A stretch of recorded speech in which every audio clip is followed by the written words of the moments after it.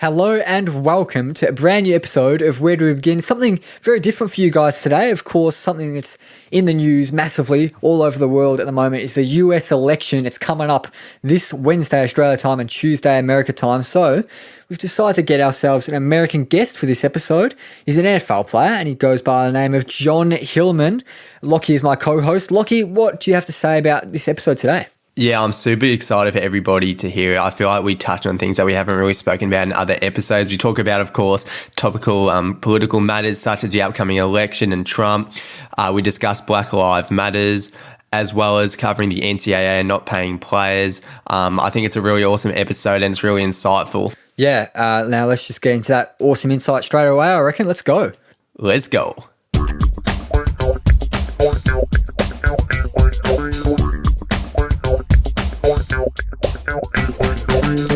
So, as we mentioned in the intro, a very different kind of episode today. We haven't had, I don't think, anyone from outside Australia on the show before, but I don't think we could resist this opportunity to get the great man on the show today. He's got a great story with his American football career. He's really into his music and he's got a whole lot else that we're super interested in talking about. So welcome to the show, Jonathan Hilliman. Thank you. Glad to be here. Thank you for having me. How are you going today, John? Especially, I guess, with the pandemic, living in New Jersey, and like from what we've heard, like New Jersey and New York was pretty affected. Yeah. We got hit pretty hard out here, and we've been taking. The governor's done a great job taking precautions and the regulations and everything. But it's opened up to a certain extent, outdoor dining, and everyone's practicing social distancing, wearing masks. So I mean, it's getting better, but at one point it was really rough. Yeah, it's crazy over here. Like we've only got 200 cases in Victoria, which is like the state that we're in, and we're still in full lockdown. Like you can't go to people's houses. Like you can only go outside like 5 Ks of your house is how far you can go. So it's pretty crazy over here, taking it real seriously. Yeah. It's crazy times, man. Crazy times. Yeah, what kind of restrictions have you got over there? Can you just pretty much do what you want, or have you got any restrictions at all? So yeah, there's certain restrictions. But I mean, for the most part, I mean, it's not as locked down as what you guys are describing. At one point, it was, but we've been opened up. So I mean, it's a certain amount of people. It's like I think it's about 30% capacity in restaurants for indoor. Outdoor is a little more free. You can go certain places. I think you can't have a gathering of more than, I believe it's 100 people in a certain area, because it's got to have the 6 foot, distancing. People have to be able to have that. But for the most part, everything's open. Grocery stores, everything but movie theaters. Movie theaters aren't open because they can't find a way to put, 6 feet between everybody with the chairs and everything. But everything's open. Yeah, pretty much. Yeah, even getting people to the NFL games, it's pretty cool. My first question is, I just wanted to talk, if you could talk about just like growing up in New Jersey and how you got started in football. Yeah. So growing up in New Jersey, I grew up, born in Plainfield, New Jersey. It's a small inner city in central Jersey. I got into football when I was like 5 years old. Just been playing ever since then. Playing Pop Warner, where I met my best friends, where I grew up. Went to a private school for football, mainly for football, but academics and football is how I got in. And did pretty well there. Went to Boston College and did pretty well then, obviously, in the NFL. But but growing up, I've been playing football since I was 5 years old. That's my older brothers kind of got me into it. I was very energetic kid, running around and breaking stuff, and they're like, "You should probably play football." Like, so, my oldest brother convinced my mom because she didn't really want me to play. My mom's, really? I have island. Yeah, my mom is from Jamaica. My father's from Guyana, so they're soccer, track, cricket, like American football. Cricket, like, really? wow. Yeah. So it's like, why football? And so this is a game. I just fell in love with it. I've been in love with it the same way since 20 years ago. So I mean, yeah. Yeah, that's great. You mentioned briefly your private school there. We hear a little birdie told us that you actually did Latin for a few years in private school. Is that true? Yeah. Wow, that's a good birdie. That birdie does well with research. Yeah. We told so at St. Peter's, the part of the curriculum is 2 years of Latin. So, and I actually at the time, so how my mind works is at the time, I'm very good at it. I was very good at it. I believe I was B plus student, so I was pretty good at it. And if you asked me to say a sentence now, I probably couldn't do it because it was just like I had to get the information down, memorize it, do well, and just get it over with. But yeah, at one point in time, I was a Latin scholar. Yeah, I was at one point in time. Yeah. Yeah, I'm in my last year of school at the moment, public school, but I had to do Latin for a few years as well. So I can tell you it's not the most interesting subject out there for me personally. Sounds like you agree with that. Yeah. I was just gonna say, sorry, I'd never met anybody that had done Latin before, and now I know two people. Wow. There you go. Yeah, man. You learn something new every day. Yeah. Yeah, so obviously you've played a few games in the NFL for the New York Giants, and we hear you're a big fan of that team growing up. So can you tell us a bit about your support for that team, which might not be known so well in Australia? Yeah, I mean, I grew up a Giants fan. Like I said, I'm from Central Jersey. So being from New Jersey, you either root for the Jets or the Giants, and usually more people I would say more people usually root for the Giants. And that's kind of how my family was. I mean, from my grandfathers to my great uncles to my parents, everybody all have been Giants fans. So when they called me during the draft, it was like a dream within a dream, playing in the NFL and being, playing for your favorite team growing up. So I've always had support for the Giants even before being, a player on the team. So that was pretty cool. Yeah. Yeah, your whole family went for them, didn't they? Yeah, 100%. Yeah, something I've always been a bit curious about in the United States, because obviously there's so many big sports. It's a massive sporting country over there, just like Australia, I suppose. Does kind of everyone have a football team? Because I know in Victoria, in our state in Australia here, everyone's got an Aussie rules, Australian rules football team. Is it the same in America for American football? Yeah, for the most yeah, everybody's got a team. It's very divided. Everybody's got a different team. I would say for New Jersey's a weird state because you'll get fans of every team in the state. Usually in certain states when you're in, say, for instance, you're in Ohio, right? Most people, usually that state's split down from Cincinnati Bengals or Cleveland Browns. If you're in North Carolina or the Carolinas, you're a Panthers fan. That's just what it is. In New Jersey, you'll have Charger fans, you'll have Dallas Cowboy fans, you'll have New England Patriot fans. So it's kind of divided, but everybody has their section of who they root for and allegiance. But I would say in New Jersey, it's a little weird. Everybody kind of just, is cool with everybody, but Yeah, definitely. So obviously, your high school at St. Peter's Prep, you had a pretty awesome, senior year. What was the decision to go to Boston College like? Were there other colleges that you were sort of talking to? Right. I guess what led to that decision? Right. So, the recruitment process for me, I'll say it was like two things. So it's like a tale of two cities. So my freshman and sophomore year, I felt like a rock star. You know what I'm saying? All these schools are calling you and you're getting called by reporters and everything is, because I was like a blue chip recruit. So I was pretty known throughout the country for football, thankfully. And so I was getting schools from the likes of USC to Alabama to wherever, right? And so freshman year and sophomore year was cool. Junior and senior year, I got so tired of it. I kind of wanted to make a decision. So my senior year in the summer, I actually committed to my home state school, Rutgers. And I committed to Rutgers at first. During that time, I tried to focus more on the season, my senior year. So I kind of kept it on hold. But there was a lot of things that were going wrong during that time. So ultimately, I ended up decommitting 2 months before signing day to go to Boston College.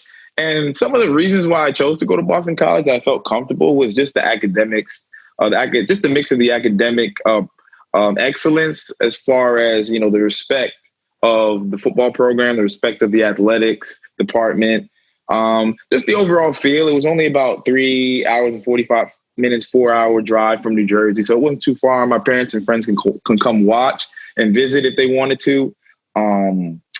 just Boston was a pretty dope city. But I had a lot of fun in Boston. You know, when I was 21, I was able to go do it. I had a lot of fun in Boston. And, I have met some great people there, just great people, great alumni base, great, a lot of support. So, I mean, I felt really comfortable making that decision. There was a lot of factors. It wasn't just like, just roll the dice or just flip the coin. I kind of, really went in and, did my research. And it felt like it was the best fit for me as far as, what I wanted to do on the field and off the field. So. Yeah, it's interesting you touched on alumni. I was going to jump in quickly. Like Jared Dudley, he went to Boston College, didn't he? And he won the championship early on in the week. Right. He did. That's a BC Eagle. So we got a champ.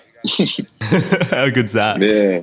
Yeah. When you went there, was it all just like football on your mind, or did you kind of go in there bearing in mind like another job you could possibly have in the future and preparing for that? Right. So I've always been told, like, how do I put this? So I was blessed to be around people who have been on both sides of this whole profession, right? So I've had, family members, god brothers, cousins who've gone to the NFL, who are in the NFL right now, or have gone to the NFL, and maybe some that are still playing and there's some that it just didn't pan out. And so they had that backup plan. So that I was always taught to have that mentality that just in case it doesn't work out, or maybe it works out, or, and you have a 10-year career and everything, but always have a backup plan. So me personally, I came into college with the mentality that be open to a lot of different things. And I learned that from my high school. Part of, the whole pillar of Jesuit education is to be open to growth. And that was just one of the things that I said, that I'm going to go into this new experience with an open mind, talk to a bunch of different people, hang out with a bunch of different people, try everything at least once, everything positive at least once, and just be open to everything. So I kind of came into there knowing that, okay, I do well in school. I'm going to try to, talk to, leverage different networks and things like that. And as well, dominating on the football field, because that's ultimately, the main reason why I came here. Do you find that maybe a reason that you had such success at college is just the fact that you had that balance? I feel like just recently, especially with like the NBA bubble, as well as down here, we have something similar for our Australian rules football. Just players, the feedback has been like, it's just such a grind thinking non-stop about that sport. Whereas you had your football, but then also you focus on your academics, you had your music. Do you think that balance really allowed you to not, have all your eggs in one basket and really just not get too focused on football? Yeah, for sure. It allowed me to think outside the box. It allowed me to the easiest thing, allowed me not to just be bored. You know what I'm saying? Like just watching film, lifting, taking care of your body, eating right, practicing, obviously. But, and after that, it's what else are you doing? Right. You know what I'm saying? So it allowed me to that balance allowed me to take my mind off of football and focus on academics or my social life or things like that. Talk to people, network with people outside of the locker room. It allowed me to, get a full, well-rounded experience. And ultimately, it helped. And me taking my mind off of football and doing other things, it only allowed for me to, want to play football more. You know what I'm saying? And make me miss it, make me, be more excited when I came back to it. Ultimately allowed me to play better. So it all balances out. That balance is critical. It's key. And that's something I would tell young players is to try to get out and do that. And don't be so one-track minded or tunnel vision to just be like, I got my goal. I want to be a football player. That's all I want to do. Open yourself up, be confident in your abilities of being a football player, but open yourself up to do other things. I mean, I think ultimately you'll have a dope experience. Now, we're speaking about all this college stuff, but I've realised that most of our listeners from Australia, obviously some of them might not even know about the college system. So, because it's not something we really have here in terms of sports in Australia. So can you explain the college system, going up through that system and then going into the NFL for us? Yeah. So in the college system, so when you play big time, so there's different systems. It's like Division 1, 2, 3, and then NAIA, which is kind of a little one step under Division 3. So I played Division 1. I was blessed to play Division 1. and it was major Division One. And so you're having about 14-hour days. Where you wake up in the morning during the season, you'll wake up in the morning about 6:00, well, 5:30, 6:00. You go in, meetings, you have breakfast, meetings, go to practice for about 2 hours, get off, listen to, critiques and feedback for film, watch it. Okay. After that, take a shower, go to something we call training table, which is, lunch for about an hour or 30 minutes or so. Then you got classes for about 4 to 6 hours, depending on your schedule. Then you may have study hall in between that time because you have a certain amount of time that you have to have when the week is up. You know what I'm saying? So maybe 8 hours a week, 4 hours a week, 6 hours a week, depending on how well you're doing in school. So that, and then your day is done for maybe you're done at about 8:00, 9:00, right? Then you go and you do that every day. So then the game day comes around Saturday. It's a little more chill, no classes. Friday, you might not have any classes. Saturday, you play the game, you get yourself ready, play the game. You win, you go party, you lose, you cry, whatever. And then you do that cycle over and over again. So that is the college thing. And so that's during the season. During the spring, there's something called spring ball. Spring ball is totally different. There's no actual game each week. It's just scrimmaging. Everything is inter squads. Everything is between your team. So you may have a scrimmage or a game-like situation throughout, spring practices and things like that on certain days, scrimmage days. Usually for us, it was Saturday because we want to emulate Saturday during the regular season. So we did that. And then at the end, we'll have a big spring game where fans will come watch and, other athletes come watch and students. And it's kind of like a big deal. And that kind of ends the spring session and you go into training and things like that. So when you go to the pros, there is no school. So it's just football, 24/7, 365. Like it's just ball. That's your job. Most people get paid, a good amount of money, 6-7 figures. Some people get paid ridiculous amounts of money to do it. Like, it's like, that is what you do. And so you wake up in the morning, you're taking care of your body. You're taking care of your body. You're going to meetings, you're eating breakfast, you're on the field, you're studying film, and then you're going home. That day is really short. It's not a 14-hour day. It might be, you may have maybe a 6 or 8 hour day and you're back home. And a lot of the time, it's pretty much on you. So the difference between college and pro is that in the pros, it's more so on you. You don't have people telling you, yeah, do this, be here, be there. If you're late, no one yells, no one screams. They just fine you. Like, you just pay. Like, you got to pay because you're late. Like, there's nobody waking you up in the morning, getting mad, checking classes. No, everything's on you. This is like it's big boy football. You know what I'm saying? It's pretty much life. So that's the difference, I would say, between college and pro, is that it's more so on you to get yourself ready, to get yourself motivated, to get yourself ready for, the task at hand for that week. Yeah, definitely, mate. It sounds at college, like you're pretty much, sounds like 20-hour days. It sounds absolutely hectic. And obviously in the college system, you can't get paid. What are your thoughts on that? Do you think it'll change anytime in the future? So I have a unique story with that. So to answer your question, yes, I do. 100%, 200% think the player should get paid. 200%. Now, how do we delineate who gets what is up to the people that are off the field, right? That handle all that. So my little anecdote. So it was my freshman year. We're playing Louisville. I had a pretty good game, but we ended up getting beat pretty bad, and then we're out the game. And I'm sitting there with my 3 friends at the time. I'm not going to put them on blast, but they know who they are. If they see this, when they see this, they know who they are. And we're sitting there talking, and I noticed, and my friend, he noticed that there was a couple kids that are wearing my jersey with my name on it. So I'm looking and I'm like, and I noticed, and then I look around and I noticed, like, at the end, I noticed 10 little kids with my jersey on it, on my jersey, last name and everything. So after coach is talking and we, he's pissed off, he's yelling, we got blown out, whatever. We break it down as a team, and then we go to our lockers and stuff like that, take a shower, get ready to leave. So we look up how much does it cost to get one of those jerseys, like customized, right? Because we didn't have last names on the back of our jersey my freshman and sophomore year, so that would have to be customized. So we looked, and for a youth size, it was $100.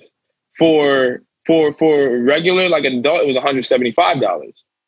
So I'm like, I just looked and saw $1,000 I should have had something to do with that $1,000 in there. And during that time, my freshman year, we weren't getting stipends. That didn't happen until my junior year, because when they made the rule that we got something, right? So my freshman year, and so we're walking back to we didn't, at the time it wasn't unlimited food on our card yet. So we got money for the week. So we ran out of money for our food. So at the time we're pinching our money together to get like two large pizzas. And after a loss, we're walking back to our dorm like, okay, let's see. Does the coach let you have pizza? Yeah. We ended up getting it because we put our money together to get the two large pizzas and the drinks. But we're like, wait a minute, we just played a game. I just looked and saw my jersey on these kids. I can't even get no food. So that ultimately was one of the biggest reasons why people are fighting for it. I saw a ridiculous stat the other day during COVID, when it was really, really hitting in America, was that the state of Alabama would lose $8 billion if the Crimson Tide don't play a season, if Alabama doesn't play a season this year. That's one season. $8 billion in revenue. That's crazy. Those numbers are astronomical. And then for anyone to think that they shouldn't get a piece of this, a piece. Now, I'm not saying pay them like NFL players, but because they're still students at the end of the day, but they got to get a piece of that. Like, they got to get a piece of that pie, whether it's a wage that gets taxed or something, but you got to give them something. Like, that's always been, and my father, he was a Division I athlete, and he feels the same way, the same exact way. He's like, look, they should get paid. And he played at the time where that was unheard of. Like, players getting paid, people would laugh at you if they thought that was the case. They had it way worse. And he's like, yeah, they should have been paid. Everyone should have got paid. Mate, yeah, 100%. Oh, mate, that's crazy. Like, what would happen? Just say, like, you finish a game and you just because you might get a new jersey every week. If you just chucked your jersey up on eBay to sell, would you get in trouble for that? For selling your game day jersey? You would be up for what is called, you'd be ineligible. So you would be considered. So only professionals can do that. Right. So that's crazy. So you would be considered you have stepped outside of amateurism, is what they call it. As a college and high school and anything behind being a pro, you're an amateur. So you would be considered an amateur. Like, you can't sign an autograph for money. You can't sell and auction things off. You can't sell. You can't even say if you're one of your your best friend's younger brother is like, hey, I'll pay you. I need cleats for the season. I'll pay you $20 for your cleats. Okay, ineligible. It's that insane. It's that insane. Yeah, it's insane, yeah. The rules have to change. And there has been we're making strides, but we're still got a long way to go. Yeah, for like 99% of the big sports around the world, because college is absolutely massive, of course, amateurism is just like something considered like part of the olden days, but clearly in the college system, that's just, as we said a million times, it's just crazy. And like, considering the massive crowds you get as well, just like not being able to make any money from it, it's, insane. Yeah, really. It is. That's the best. That's the most respectful way to put it. Insane. Yeah, geez. But what's it like playing in front of those big, massive crowds in the college system? Just like leaving aside the pay issue for a sec, what's it like? Oh man, it's fun. It's just like, it's unbelievable. It's unbelievable, really. It can really only go two ways for you. If you're like, it can either really frighten you or it can just really excite you. It always used to excite me. To this day, still, it always used to excite me. I consider myself a quiet, laid back type of person. So I'm not really somebody that likes to step inside the light. I play well, and that's how, I garner my attention.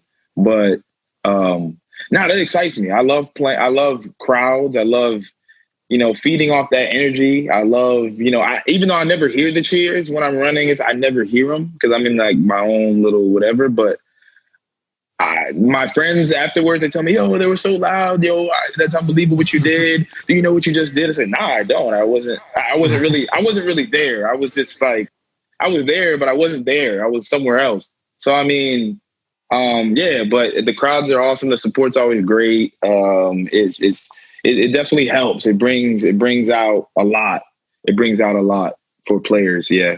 Just quickly, what are the like average crowd numbers in the college system for football games? So for us, our average for us, so our stadium held about 50,000 stand people.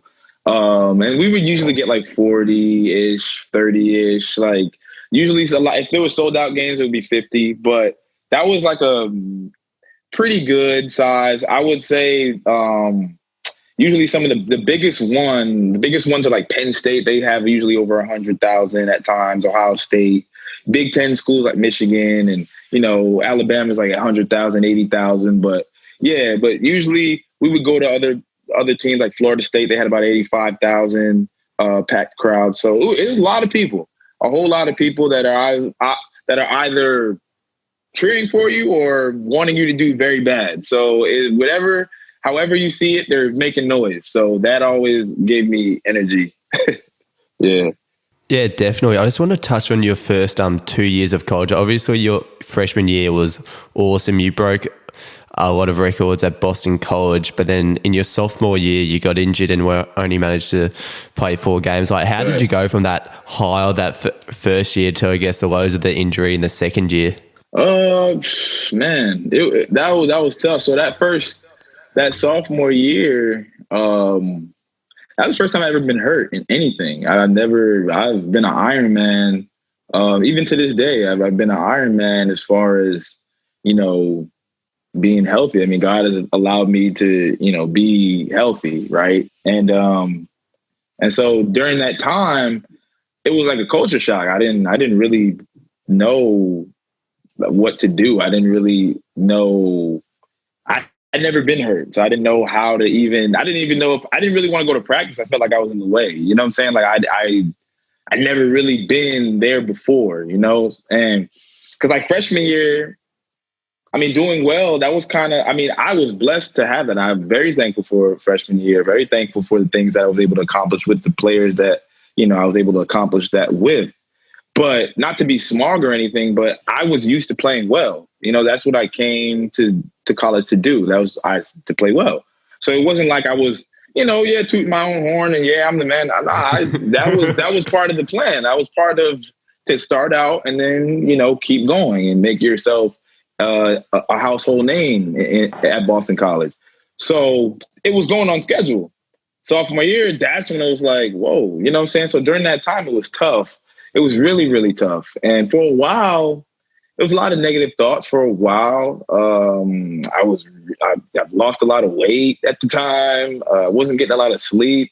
It was rough. It was really rough. If I knew that I was depressed, I mean, maybe during that time, looking back, I would say, yeah. I mean, if you go to a therapist or a psychologist, they'll probably say, yeah, you were depressed during that time. Yeah, I'll believe them.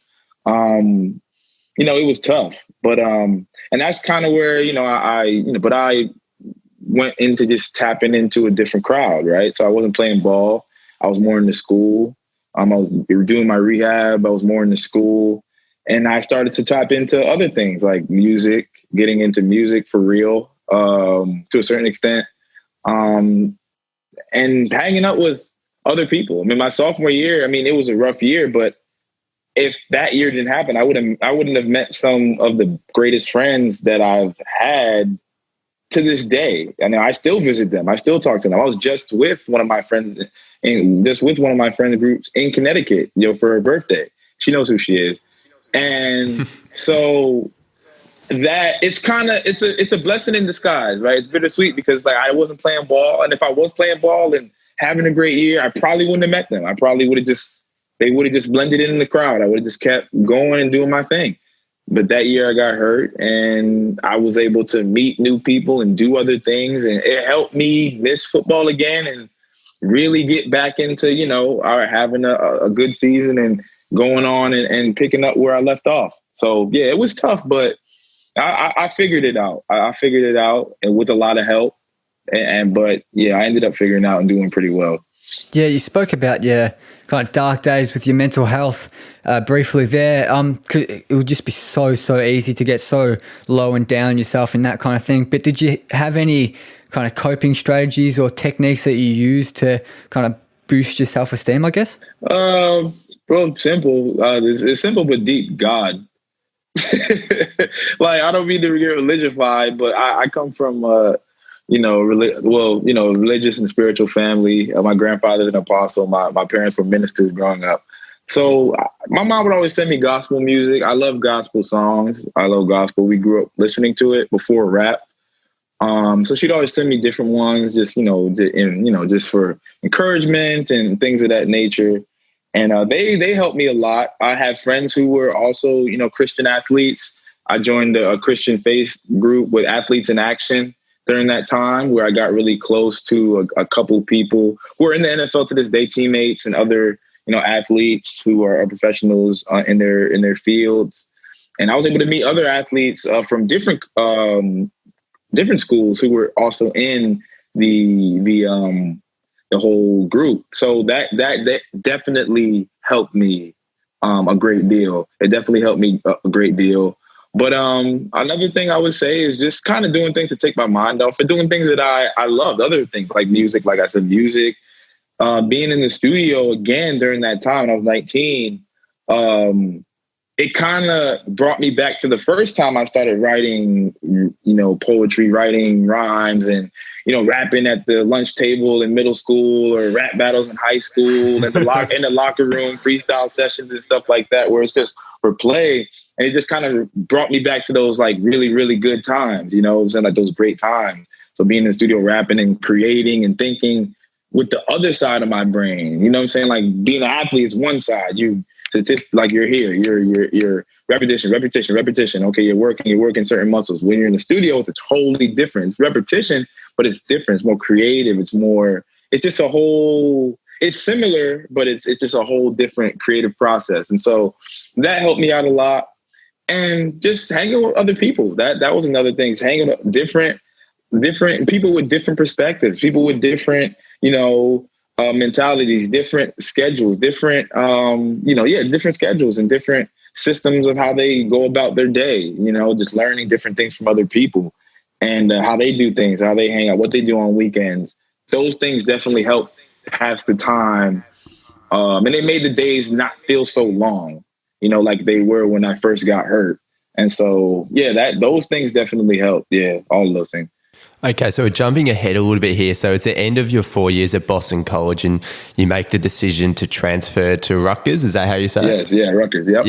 Yeah. So in New Jersey, I guess playing in your backyard, could you talk about that as well as how you earned the nickname Pot Pot? Raheem, I'm going to kill you. So I ended up graduating Boston College 3.5 years, 4 seasons. Just felt like it was time to make a change. At the time, I was getting a lot of phone calls to enter the NFL. Mentally, I just wasn't there yet.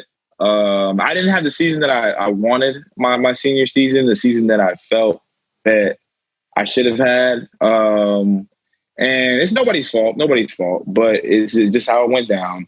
And so mentally, I wasn't prepared to prepare for the biggest interview of my life. You know what I'm saying? The combine, the draft. Like I wasn't there yet. And that's just me. Maybe I should have just, jumped in or whatever. Who knows? Whatever. Maybe 40 years down the line, I guess I'll figure that out. But at the time I just wasn't ready. And I knew that. And so I said there was opportunities to go 10 places. There were 10 schools that were interested. And they wanted a running back to go in for your 5th year and things like that. And I immediately wanted to go to Rutgers. I wanted to go back home. I felt like my friends were home still. They were still in school doing their final semester. My best friends. my family. It just seemed like the right thing to do at the time. It just seemed like the right thing to do at the time. And they had a young backfield, and so I felt like I'd go in there, fit right in, be like the elder statesman, and go in and do well and try to instill some of the things that I learned at Boston College and prep, and in my own life into these young players and help them grow as young men and players in this game. And so that's kind of the thought process for that. But yeah, I just felt like at the time I was just ready to come back home, and that's just ultimately what I ended up doing. I just made that decision for myself. Yeah, and before you went into the NFL, your last year at Rutgers, I think you went 0-9, which was a bit of a tough year, probably, obviously. Yeah. So can you tell us about how, like, maybe your expectations were lowered that season before going into the draft and that kind of thing? Yeah, man, that was a rough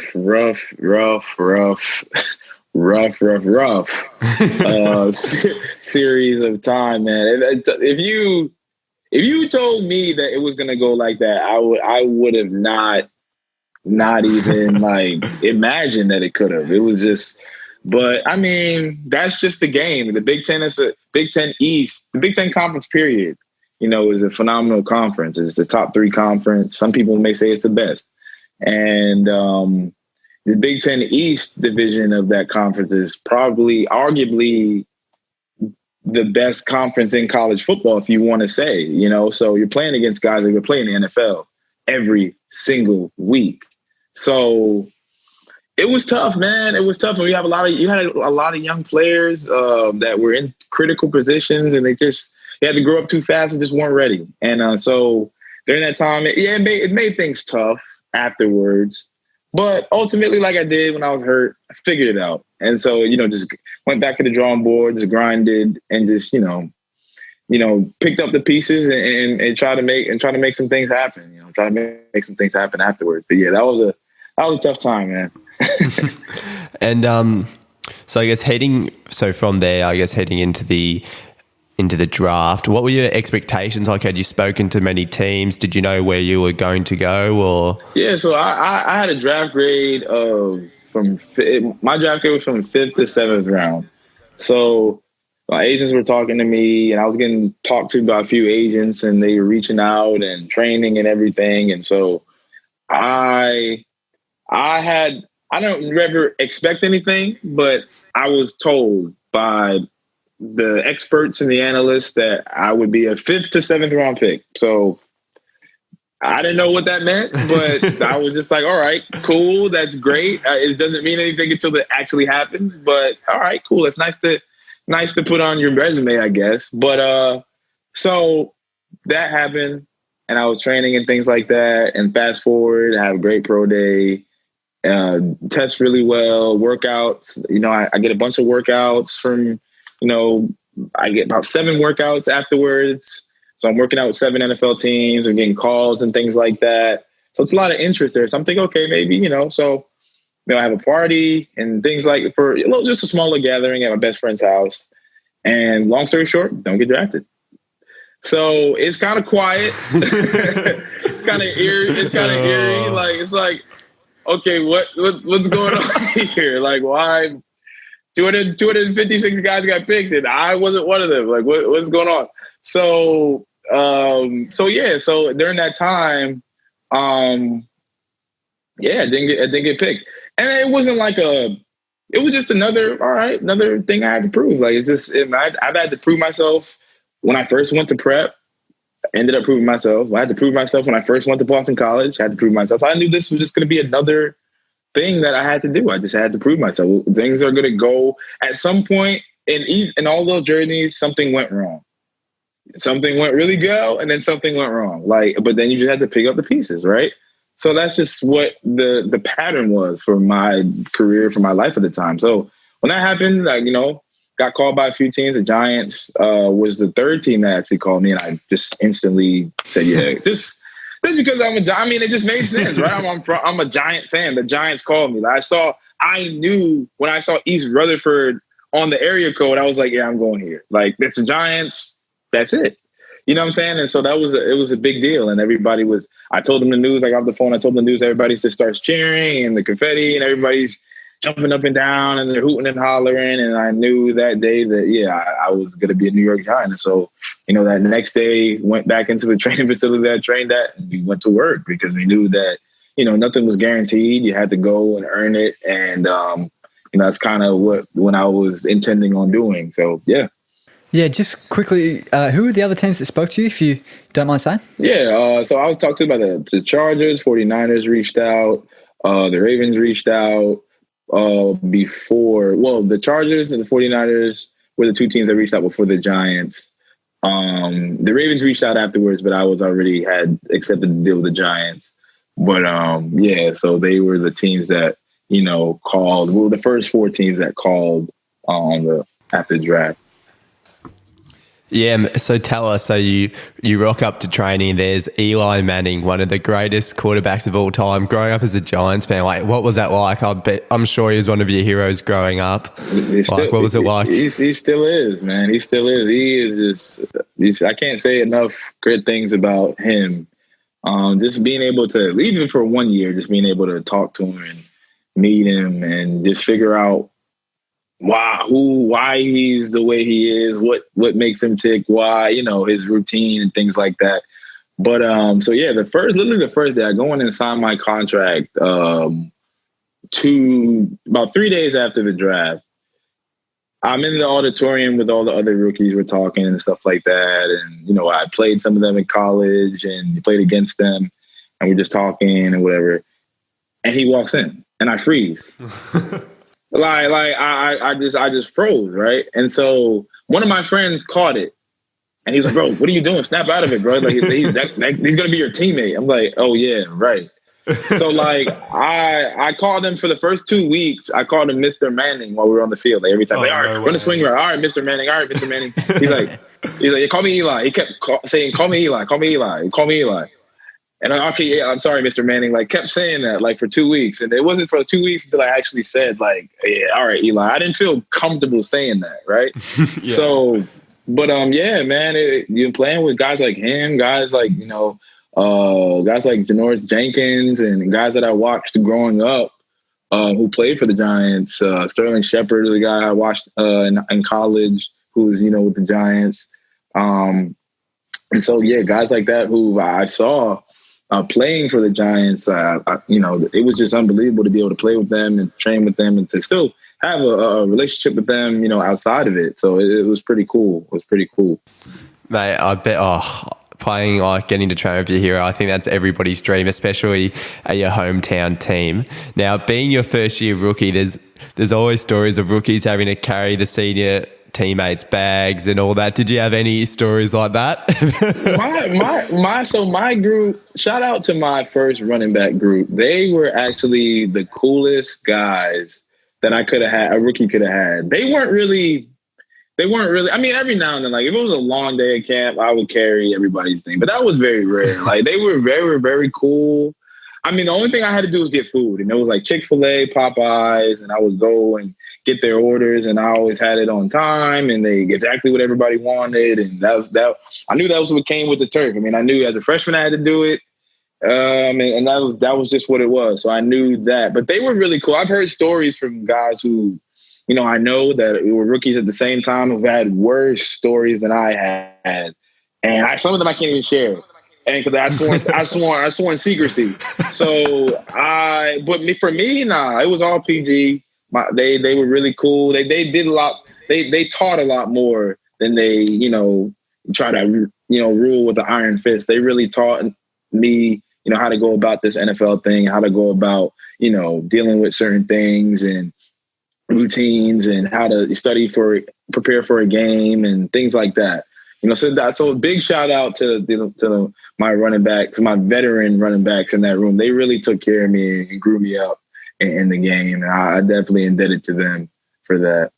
Yeah, moving on to your debut now. I believe it was against Washington at the home ground. So can you tell us about that amazing feeling just walking out in front of those thousands and thousands of screaming fans and, just the whole feeling? Yeah, so it was a packed game. I hadn't played in MetLife, well, besides the preseason game.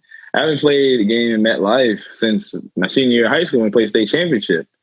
So that's usually where they are. The big state championships are at MetLife in New Jersey. And so going out there again, it was kind of, I wasn't really nervous. I was really excited. I had to tell myself to relax. I had to calm down. I was really excited. I was pacing back and forth. I had this extra energy. And because I was just excited to see how it was going to go. I was excited to see how things were going to work, right? So I, go in there and I'm running and, doing pretty well. So I was, after the game, my coach was like, "Hey, you're doing pretty well. You did a lot better than I thought you would for a guy who, just had a week to prepare, a rookie who just had a week to prepare, going in. And so you did a lot better than we thought." I didn't know whether to take that as like a compliment or a slight, but I took it. I took it like as a compliment, kept going. But we'll get the positives. Yeah. So I just sat back and said, "All right, thanks. I appreciate it." But yeah, it was a great experience. It was fun, man. We won, and it was awesome. It was awesome. It was awesome. We were on a little streak, and we were doing well, and so yeah, it was a great first experience being out there. And obviously right after that you run right back to your phone to see who saw it, who hit you up on Instagram, and it was flooded. It was like I was like, I don't know, like a rock star or something. But I just went out there and played the game, and it was cool. It was there's a lot of energy. It's a different level of energy in an NFL game than it was for college, and it's just, yeah.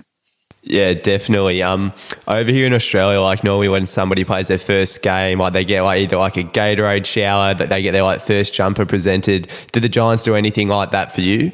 Oh, my running back, my vets, the veterans, they were happy. They were hyped that I was out there playing well, and it's a little different in football. They kind of grab you and rough you up, but that's like their way of getting excited for you. They just rough you up. You've already spent an hour getting roughed up by the defense. They're gonna rough you up some more for playing well. So that's kind of how that worked. But they were excited. We went out to dinner afterwards. We won and went out to dinner together. And I ended up having to pay for it because I was a rookie. But I mean, it was all right. It was cool. It was cool. We won, so it was all right. It was all right. That sounds so unfair. Like you're the rookie, and they're like the veterans. They've probably earned millions, and they make you pay for dinner. It's unbelievable how the economics work in the NFL. Like you're the lowest on the totem pole, but you have to pay. So yeah, I never got it, but hey, everybody had to do it. So But I swear it's like that. Like among your mates, like it's always the mates with the most money never shout. The mates with no money, they always shout you beers on night outs and stuff. You know how it goes, man. You know how it goes. Yeah, Lockie mentioned the Gatorade shower there.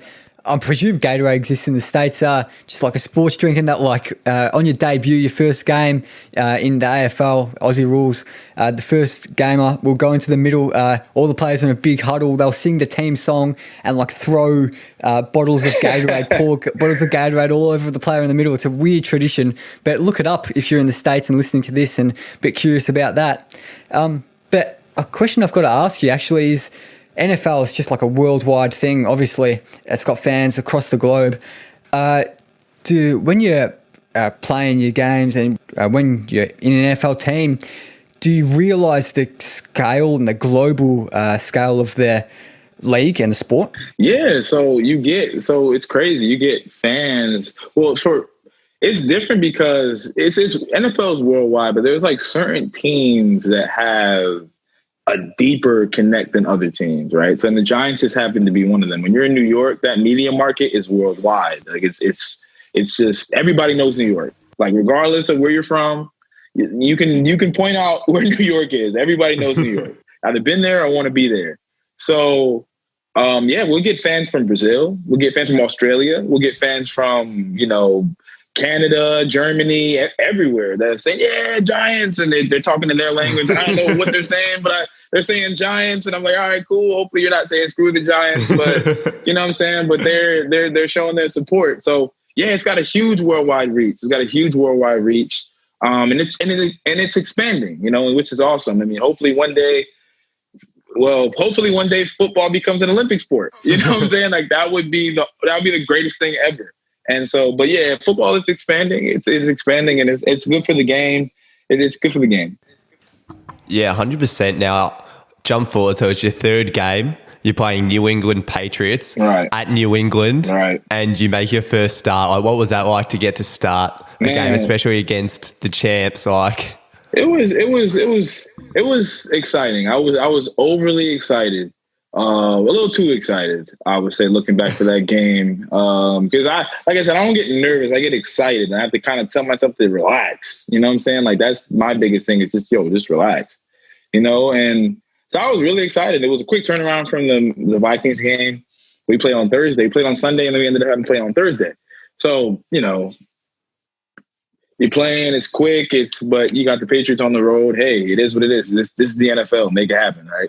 So is that one of the toughest trips? New England at New England? Would that be one of the toughest away trips? Yeah, that trip is that crowd was packed. It was loud. The lights are not as bright. It's kind of like they're not dim, but they're kind of like it looked like you're entering like some type of like I don't even know, like some type of coliseum where like the lions and tigers are gonna come out and try to devour you and stuff like that. Like it had that kind of feel to it, right? And then you see like the championship banners.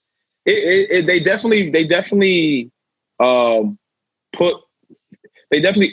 that stadium, architect that stadium as an intimidation factor. They're trying to intimidate. Like when Tom Brady runs out, the lights get dark. He's got his own entrance, like, you know what I'm saying? And people, if you look around, many rookies, all of us rookies looking around like, what the hell is it? You know what I'm saying? Like, and then Tom Brady right now. And they're like, oh, okay. Like, I get it. So it was exciting. It was exciting, but yeah, you're playing the champs and I gotta relax and try to play well and figure out, how to make some plays even within, being shorthanded as a team, with injuries and stuff like that. But, this being my first start, just trying to make it seem like it's not my first start, just go out there and play and try your best to make plays and show effort and do the things that, you ultimately got you here, Yeah, now we'll touch on your other ventures that you're getting into in a sec, but obviously a free agent now. Are you trying to get back into the NFL? Yeah, 100%. I mean, I'm getting interest right now from about 5 teams. I've been having some workouts and, staying in shape, obviously, when getting calls. People, how the league is right now is, when guys get hurt or, with the COVID and stuff like that, opportunities present themselves. So, just kind of just staying in shape, really, and just utilizing all the other things, taking care of the 2 businesses that I'm running right now. But yeah, football is that's my main source. I mean, I'm not ever going to be too, detached from football until I'm old where I can't do it anymore. You know what I'm saying? But even then I want to coach and watch and, do that. But yeah, obviously still training, still staying in shape, still staying sharp for, that call. Cause it's unexpected. It happens really. You can be literally in the grocery store. You get a call like, yeah, we need you to come down here and, see something. And that's kind of how it works. So, just kind of staying in shape and staying ready. Now, you might not be able to answer this, but would you mind saying what teams are interested in you at the moment? I got to stay. That's got to be confidential, man. Yeah, fair enough. I thought that might be the case. But how does it? Do you have to be careful because you're still trying to get into an NFL team with COVID around? Like, do you have to pretty much stay in your house just to make sure that you don't get it in case that call comes? Yeah. I've been really proactive with it, going every week or so, every 2 weeks or so, going to the clinics and things like that, and just taking swab tests or blood tests, and they've all been negative. I've been doing the right things, masked up and stuff like that, and just being smart with it. I've been hanging around the same people, my best friends and my family. That's really and the people that I train with at the facility that I train with in New Jersey, and so that's really the only places I've been going. But yeah, man, you really gotta kind of be wary because you may get a workout, and if you're positive, then all right, well, you got to stay there and you can't work out. And so that's you kind of ruined your opportunity. So you got to, be smart. You got to stay healthy physically, body and everything, but you got to be, kind of just be ready in all facets. And that's just part of being a professional, just being ready at a moment's notice. Yeah. An issue that's been making news in Australia with Australian sport and in the NFL is the whole issue of concussion in the sport. Obviously, NFL, a pretty brutal sport when it gets down to it. So can you talk to us about your views over what's going on in the NFL with concussion at the moment? With concussions, man. So the concussions from years past, when I've heard from older players, is that the NFL has it's leaps and bounds a better job than they have been in the years past. There's a lot of, from the technology to the information to just the preventative tactics, kind of trying to take away, just like a simple thing, like take away ejecting players for head-to-head contact, like kind of trying to police that thing. So kind of making it not really something that players would, not something that's encouraged, not something that making players wanting to do it so freely. Now you're thinking about it a little bit. You're playing with better techniques, better fundamentals. In practice, you're not hitting as much. You're kind of saving the players a little bit with that. But yeah, concussions have been, as somebody who's had a concussion, concussions are definitely part of the sport. They're part of sports, period. I mean, you hit your head and you bang your head the wrong way and you just wake up and you're in a different place. And so it's, but the NFL has done a great job as far as, working with the players, as far as working towards making it a safer game. Still, violent, still fast, still physical, but kind of taking some of the things out of it to make it a little safer, for players to play the game. Yeah, now obviously as a black man in the States, you probably have a more closer connection to us than the whole taking a knee thing and the Black Lives Matter movement, the taking a knee in the NFL, of course.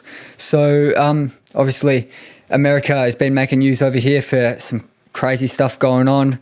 Right. But can you first talk to us about maybe the taking the knee stance and the whole politics around that?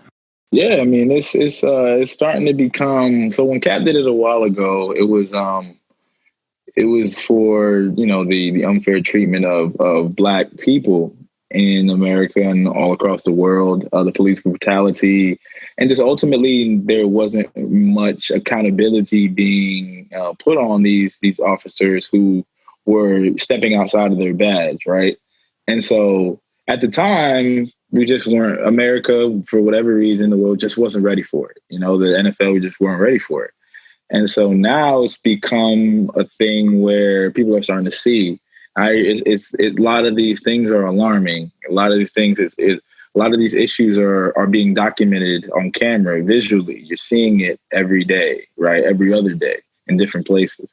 So now people are starting to sit back and say, well, hey, maybe he's not as crazy as, they made him out to seem, right? During that time. And so, yeah, so I mean, it's definitely something that needed to be. It's something that needed to happen. It's something that needed to happen.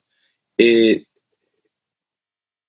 something. It's just like, you have to have those uncomfortable conversations. I mean, during that time, that knee was very uncomfortable, and I think at the time it was misconstrued. A lot of people thought it was disrespect to the soldiers, disrespect to the veterans. But then there were some veterans that were like, no, that was part of why we fought for democracy, for freedom of speech. He's protesting something that's wrong. We fought for that. So, and if anything, he's respecting what we're doing. Like he's respecting and using, the freedoms that we fought for, and so that's ultimately what it is. And it's never been about the flag. It's never been about the flag. It's just been about, what we're dealing with as Black people in America, what we're dealing with. And we feel that for whatever reason, the Star Spangled Banner and the Pledge of Allegiance isn't 100% true in our case, because it's not freedom and justice for all, because we're part of the all, and we're not getting the same treatment. So a lot of people take a knee to that because they feel like, well, I don't pledge allegiance to that because,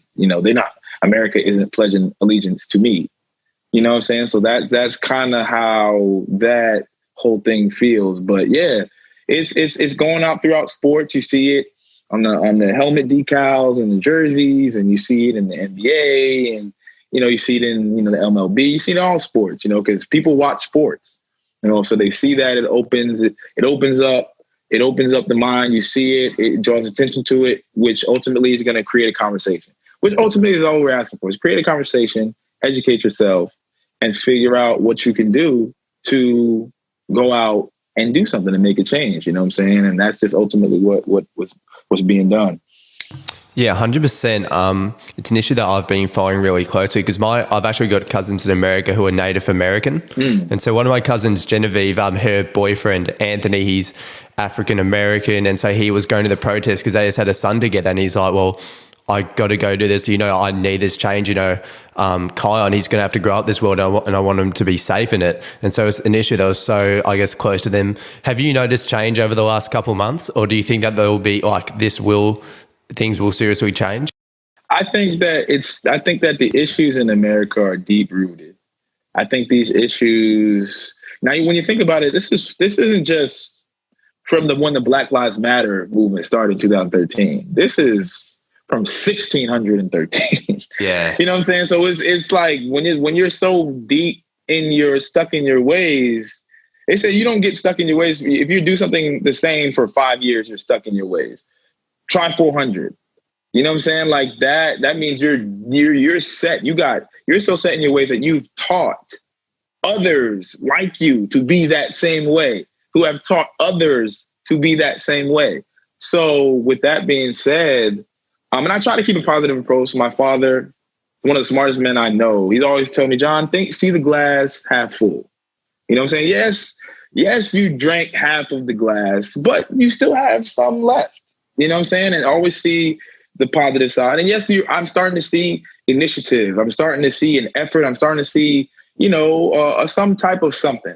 But we still got a long way to go. We still got a long way to go. Because when I see change, I'll see one act of humanity where, hey, you have some hope. And then you see 5 more. It's just like, So it's like, it's there, but it's, you know what I'm saying? It still has a long way to go, but there has been some change. I can't say that we're just completely have failed. There has been some change. There has been dialogue.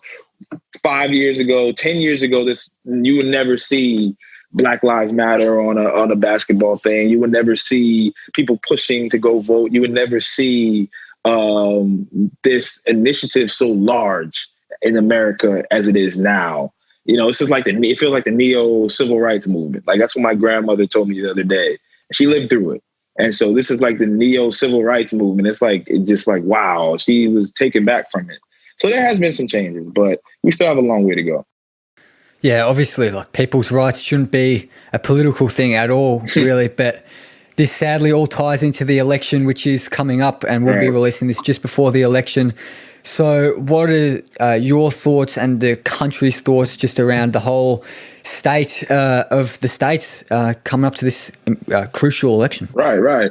There is initiative to vote. Voting now is like, at this point in time, everybody is like, it's everything. You know what I'm saying? It's like, it's the biggest thing. It's the thing to do, right? You can't go on social media without seeing a register to vote thing. You can't go on Snapchat. You can't go on Instagram. You can't go on Facebook without seeing, oh yeah, have you registered to vote? You know what I'm saying? So at this point, it's like, if you didn't want to vote, you just didn't want to do it. You know what I'm saying? So it's just like, it's a big deal, right? It's a big deal in the country, and everybody is pushing towards the idea of voting because we know how important it is now. When you're seeing these things, happen, when you're seeing these issues within the state, when you're seeing these issues within your country, right? And there's certain people at the heads of this whole thing that it's happening during that time. You're seeing the importance of, okay, well, we got to put the people in power that have the best interests of the majority of all people, not just the majority of all people, right? And so we know how serious that is. And that's like the biggest agenda of our country right now is voting. And obviously the mistreatment of, Black and brown and indigenous and all the people, all the minority in America. But right now we got to vote. Everybody, you can't go down the street. You'll go 2 houses. You won't go 2 houses without saying vote, vote, vote, vote, vote, vote. So Yeah, it's huge, man. It's huge right now. It's big. It's at an all-time high. I don't remember it being this big in my lifetime. I know my parents can probably say something different. I know my grandparents can say something different, but it's huge, man. It's huge. Yeah, yeah. In Australia, we actually have compulsory voting, so we have to vote. If we don't vote, we get fined. Ooh, so we don't have a choice whether to vote or not. I don't think it's too much. It's like $20 or $50, but yeah. So we have to vote over here. Wow. Okay, that's something. I never knew that. A lot of people would have got fined. A lot of people would have got fined in America. I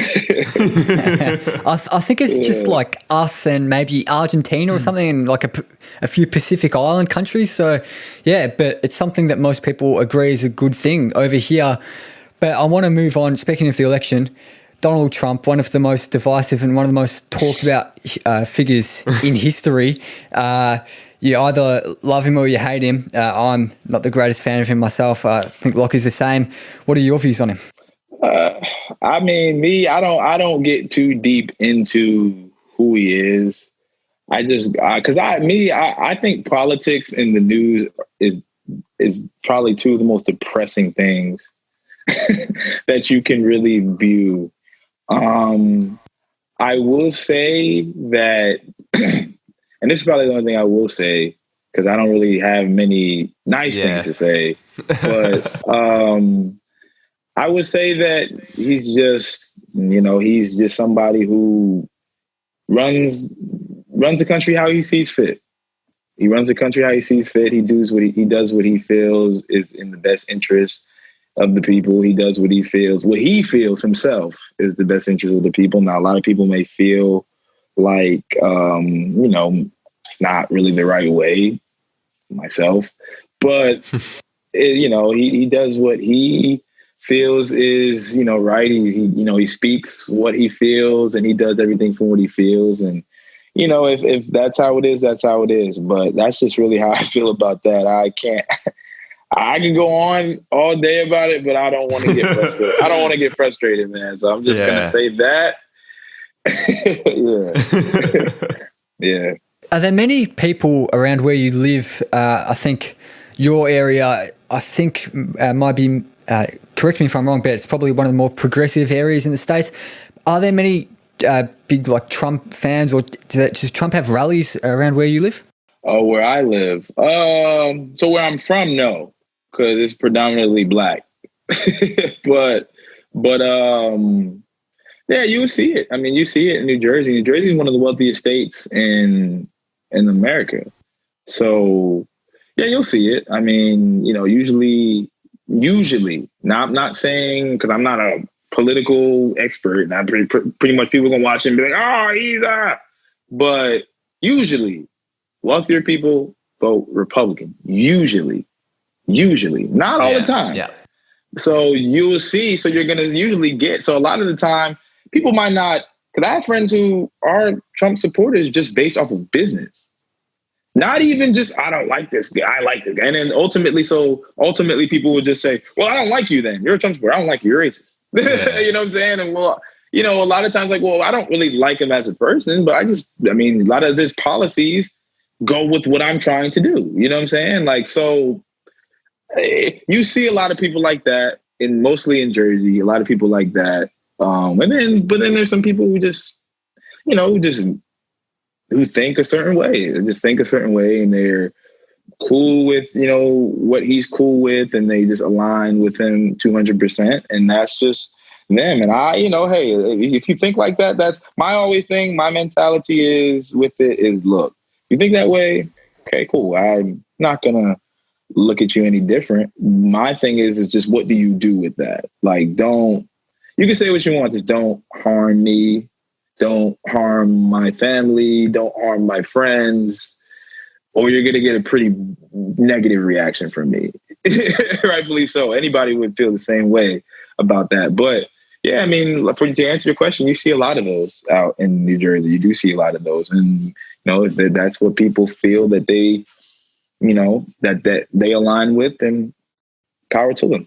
Okay, now we're going to move on to your music. So you got a 3-song pack that's coming out soon, and then you've got something else something politics. Sorry, you posted on your Instagram the other day, and then you got your EP coming out in December. Yeah. Do you just want to talk about a little bit about your music, what sort of music it is, as well as maybe some of the influences on your music? Yeah, man. So we're getting gonna get back into the studio 5 years, man, half a decade. I'm putting some music out. I'm excited about it. The 3-song pack, Long Overdue. It's 3 songs. It's 2 songs where it's kind of, it's one song's more of an upbeat type of jam where, but it's lyrical, but the whole thing is lyrical. I'm singing on 2 songs. And so it's kind of just like I'm back into it really thing is what I'm releasing. It's supposed to come out later on tonight or early or 12:01 tomorrow, Saturday. I don't know what time that is for you guys, but it'll be out. It'll be out. You'll be able to get it. It'll be on all streaming platforms, and I'll make a big announcement about it. But yeah, it's just a 3-song pack. Cool. Just kind of letting people know, I'm back out with it, and just songs to kind of just you listen to, and some of them is about some lyrics and things are about things that I've experienced in my life, so things that I am experiencing, and things that I, are looking to experience, right? And so, positively. And so, yeah, it's very lyrical. It's very lyrical. I mean, I listen to a lot of you talked about influence. A lot of my influences. So my top 5 favorite rappers ever, and usually you probably hear some of them in my rap, is Jay-Z's my first. That's I'm anything Jay-Z makes, I'm going to listen to. I don't care. I don't care nobody say. And all of it to me is good. Ice Cube is my second, which a lot of people I raise his eyebrows because you go from Jay-Z to Ice Cube. It's like, but for me, Ice Cube, he is more the author and the influence of my second pack, Politically Incorrect, that's going to come out after Long Overdue. But I'll talk. He's a little so bit. Talented though. He acting man. That's and him as a person, as far as the whole, well-roundedness. He influenced me on that. The third person is T.I. T.I. is my third favorite rapper. I just love his confidence. Like he came out and said, "I'm the king of the South." Before he had a platinum album, he said that with people in the South like Cash Money Records and No Limit Records, who are selling millions and millions and millions of albums in the South before his time. He said, "I'm the king now." And he went out and he proved it. No, I guess you need that confidence though if you're going to get into the music. Like you need that confidence in that. Music is. I tell the artists I'm working with now, it's a law of attraction. If you are. I don't care if it's like nursery rhyme. You're like, I don't care if it's Twinkle Twinkle Little Star. If you're rapping it and you rap it a certain way and you feel it to a certain point, like this is really, really good. You gotta have at least a few people like, okay, I see he's kind of crazy. I'm kind of crazy enough to feel what you're saying. You know what I'm saying? So yeah, his confidence is definitely something, and it's worked for him over the years, and his longevity is obviously that. My 4th favorite rapper is Snoop Dogg. I love the fact that Snoop Dogg is just unbelievably unique and original. I love the fact that he can just freestyle at a drop of a hat. That's something that I use in my creative process, being in the studio with other artists. We just put on beats and we just freestyle. We just loop them and we just freestyle. And if you like something that you said, you write it down. You write it down, and you make sure until you get a whole 16 and like, all right, go in there and record it. And you go in, and then we just freestyle. And at the end, we make a hook and say, okay, we're going to call it that song. That's it. That's the hook. You know what I'm saying? So Snoop Dogg and his longevity, he's another guy's talented, acted, and he's done a bunch of different things. And how he's able to I think me and Snoop are kind of, as far as personality wise, we kind of intertwine with that. Is the ability to be cool with everybody. Ability to be able to reach a lot of different people. Like, I mean, I don't think I would, if I weren't able to do that, I would be on a podcast with people from Australia. Like, I would be like, what? Like, that wouldn't even make sense. Like, I'm a Black American man from the inner city of America. Like, I'm talking to people from Australia. Like, I wouldn't. So it's like people like Snoop Dogg who kind of opened my eyes to be, to be able to reach a lot of different people and have a positive message and also put out some pretty good music, I would say. Obviously, Snoop Dogg's catalog is, unrivaled. And the third and the last guy, well, for me, I mean, he's not, I wouldn't say in any particular order, but for me personally, it's Tupac. I mean, Tupac, he's just, his energy, his confidence, he's all those people in one. And they all would say that.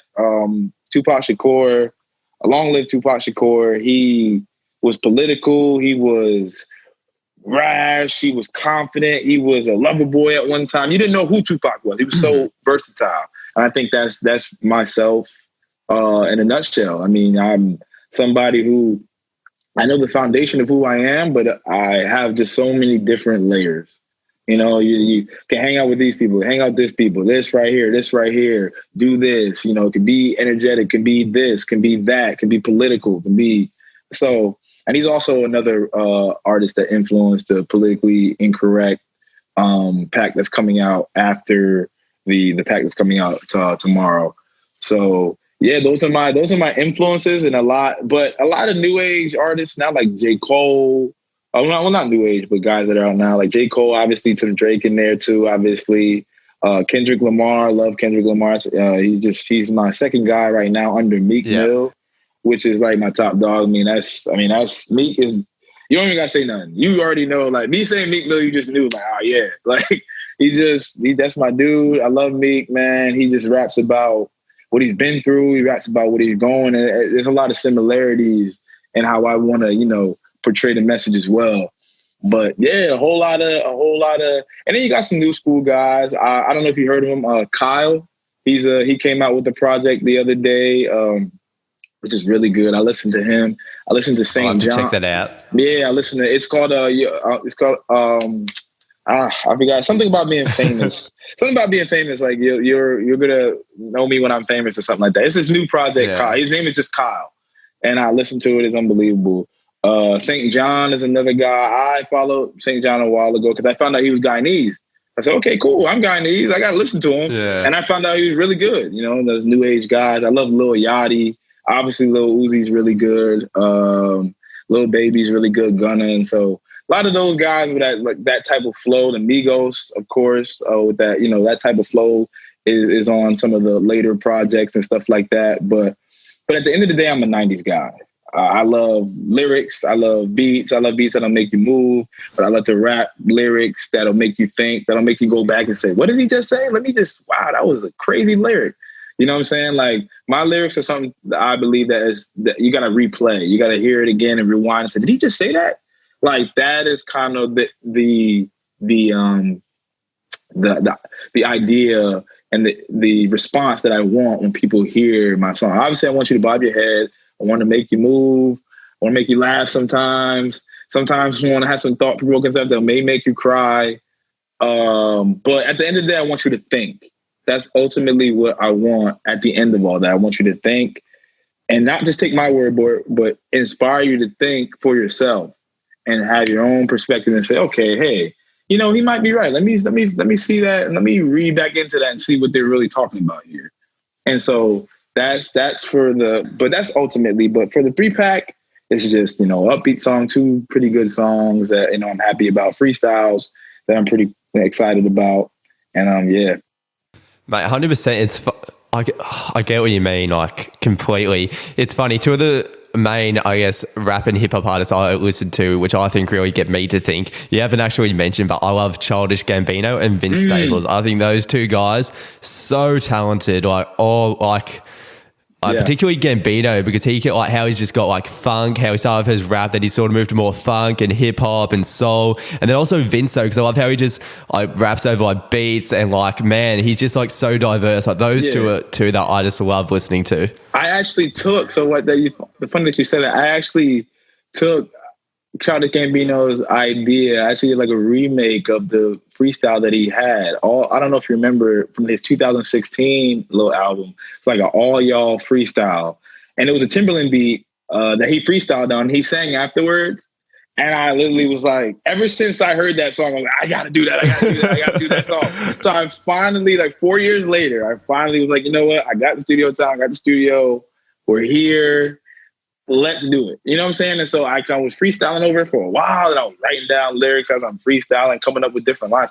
And I said, oh, wow, I got about 32 bars. Cool. So I said, boom, go out there, rap it.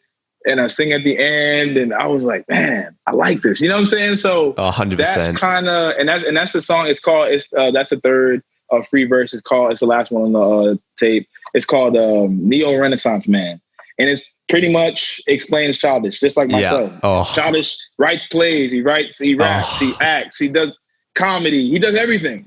He's so talented. Yeah, man. And so I kind of myself, I'm, I ball, rap, I write, sing at times, business owner, photographer, you know what I'm saying? So I do a lot of different things, you know what I'm saying? So I'm like, okay, well, this is the Neo Renaissance Man. And this song is dedicated to everybody who does more than one thing, you know what I'm saying? And so that is kind of something. It's funny that you said that. Childish is definitely a influence of mine as well. I'm unbelievable. Thinking about, I left him off the list. Man. He's somebody that influences me too. So we definitely share that. Yeah.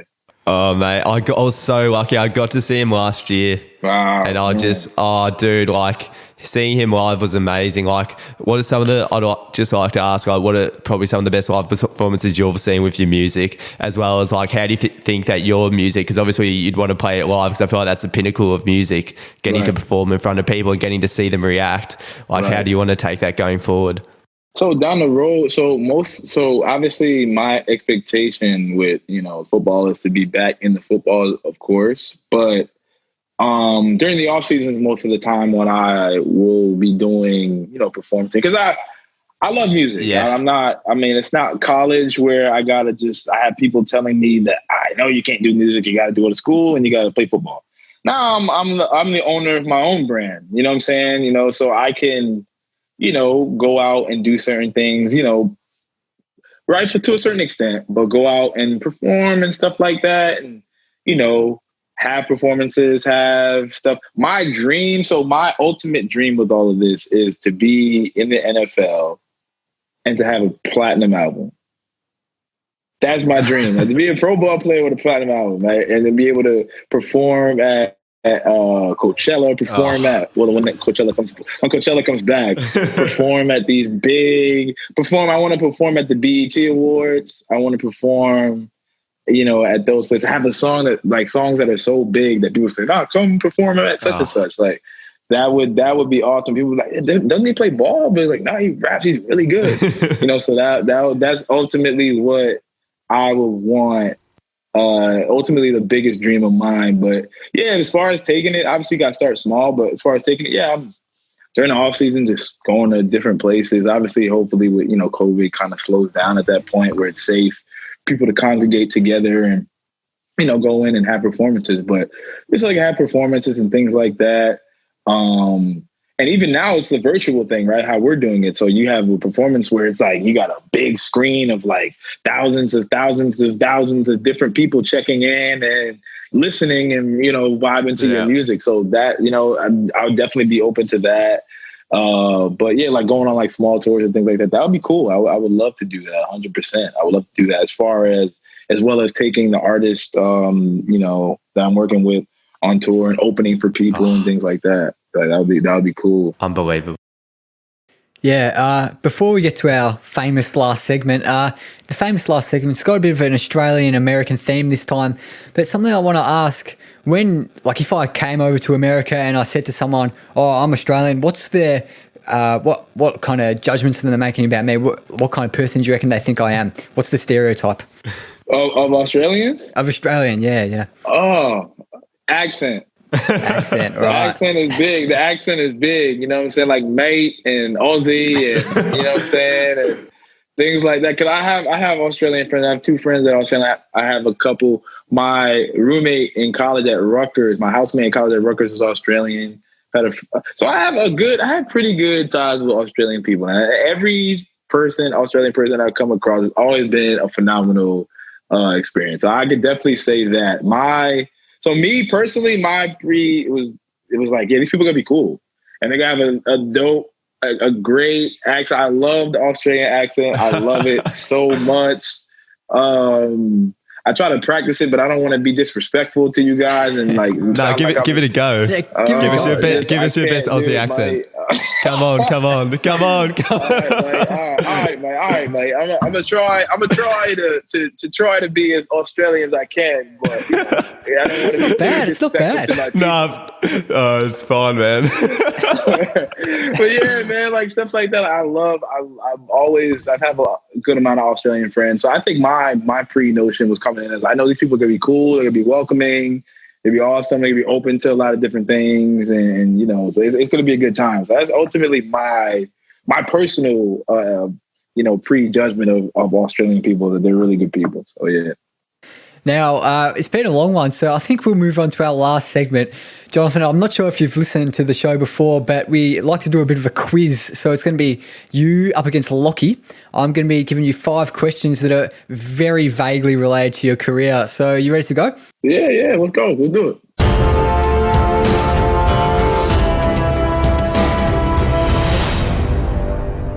I'm nervous. Your name's your buzzer. So if you want buzzing, just say John or Lockie or whatever, and yeah, we'll get going. So first one, this is the closest to the pin question. What is the combined population of USA and Australia? Lockie. I'm going to say 370 million. 370 million. John, what's your guess? The combined, I would say 1.5 billion. 1.5 billion is a bit far off. So Lockie's closest. It's 357 million. Wow. Jeez. Yeah. We only have 20 million in Australia. Really? Yeah. Wow. Yes, 25 million, something like that. So America had taken up most of that, really. 1.5 billion, some way off there, mate. But we'll move on. Lockie's 1-0 up, so we'll move to question 2. So obviously your name, Jonathan Hilliman. So hilly, obviously, part of that name. So what part of speech or type of word is hilly, if you know your English grammar? Hilly. Hyphen? Hyphen is incorrect. Do you want to have a go, John? I have no idea. This is part of my name. This is bad. Yeah, I was going to say hyphen too. Yes, I'm wrong as well. That's rough. Well, I can tell you, if you don't want to have a guess, it's an adjective. Wow.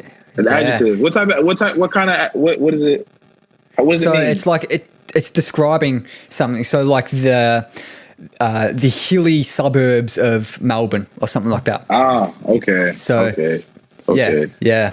I think that question's a bit confusing, to be honest. Yeah. That was a tough question. I'm back in school. Your quiz notorious for being tough, of course. It's the biggest challenge known to man. But anyway, question 3. So the second half of your last name is Man, obviously. So Man is an uninhabited island in the Nicobar district between the Bay of Bengal and the Andaman Sea. What ocean does Man lie in? So it's between the Bay of Bengal. Where are you getting these questions, yo? You like to make it a bit tricky, so it's between the Bay of Bengal and the Andaman Sea. Bay of Bengal might give you a clue. So it's a sea. It's an ocean.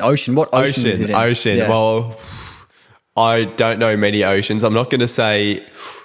I've got no idea. It's not Pacific, is it? I'll just say Pacific because that's the only one I can think of. Pacific is incorrect. John, do you want to have a go? Say it one more. Say the location one more time. So I'll just repeat the question. Man is an uninhabited island in the Nicobar district between the Bay of Bengal and the Andaman Sea. What ocean does it lie in? So you got the Arctic Ocean, the Pacific, the Atlantic, and the Indian. You kind of made a face when I said Arctic. So I'm a guess Arctic. Arctic Ocean is incorrect. Oh my God. What was it? I think I was trying to give you a bit of a clue with the Bay of Bengal because that's near India. It's in the Indian Ocean. Oh my, so I have to start trusting my impulses. That's the first thing that I said. I feel like this is Indian, but I'm going to try Arctic. Gotta go with your gut, man. Oh my Yeah. gosh. Oh, So geez, I'm but down. you're still in it. You're only 1-0 down, so anything can happen. You never know. Yeah, you never know. Yeah, I think you've got the Arctic Ocean, Pacific Ocean, Atlantic Ocean, Indian Ocean, Southern Ocean. I might be missing one. I don't know. Are you guys geography experts? I might be not, missing one. no. I don't know. But Yeah, probably. Yeah, anyway, probably. so John, you were born in 1995. Is that correct? Yes, I was born in 1995. Okay, no point for that one. But question 4, the 1995 Australian Open men's semi-finals were contested only by Americans. So the 4 people in the semi-finals of the Australian Open in tennis were all Americans in the men's draw. And Andre Agassi won the tournament. So can you name a player that he beat Lockie. on his... Lockie? John McEnroe. John McEnroe is incorrect. I'll finish the question. It's the only American tennis player I knew. Can you name a player that Andre Agassi beat on his run to win the trophy? There were 7. There were 7 of them. Name 7 one. of them. I really don't know too much of tennis besides Venus and Serena. I'll be completely honest.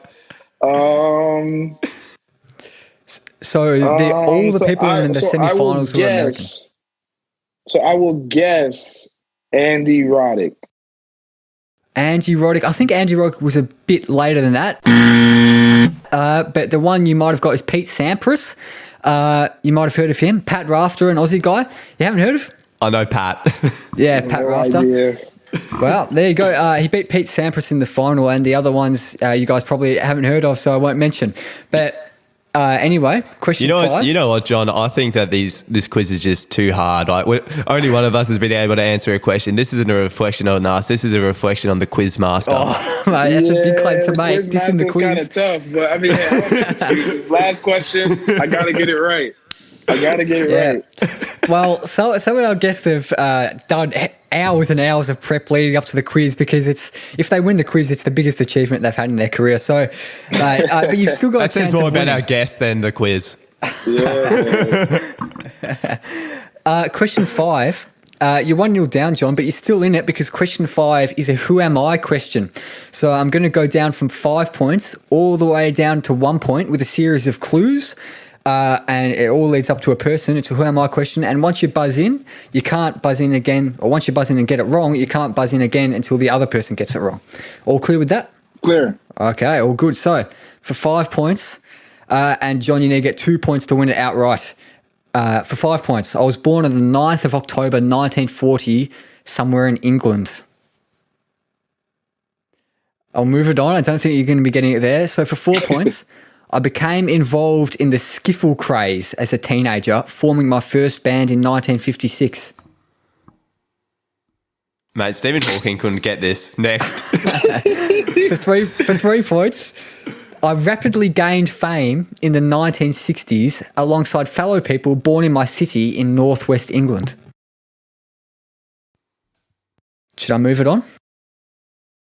Yeah. Lockie looks like he wants to have a go, but I'll move it on for the 2 point clue. So, John, you've got to get it here to win it. If you get it on the 1 point, we'll go to a tie break. So, for 2 points, I died on the 8th of December, 1980 in New York City. Lockie, are you John Lennon? John Lennon is, get a bit of a drum roll.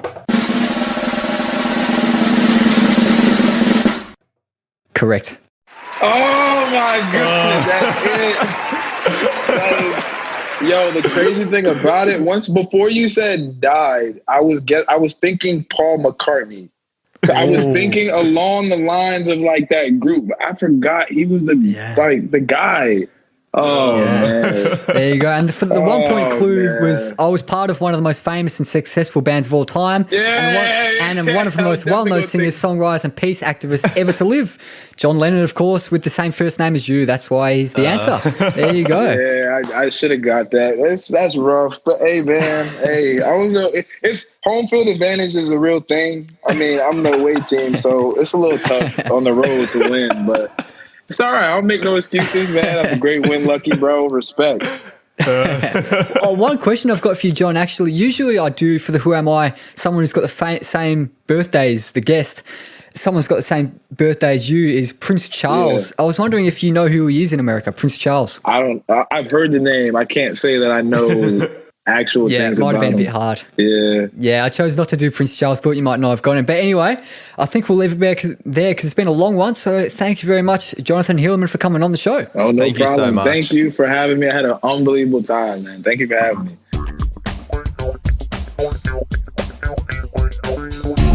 Wow, how good was that, Harper? Jon Hilliman, what an amazing guy to talk to. Yeah, just had an absolute blast, eh? Yeah, mate. Oh, I could talk music with him all day.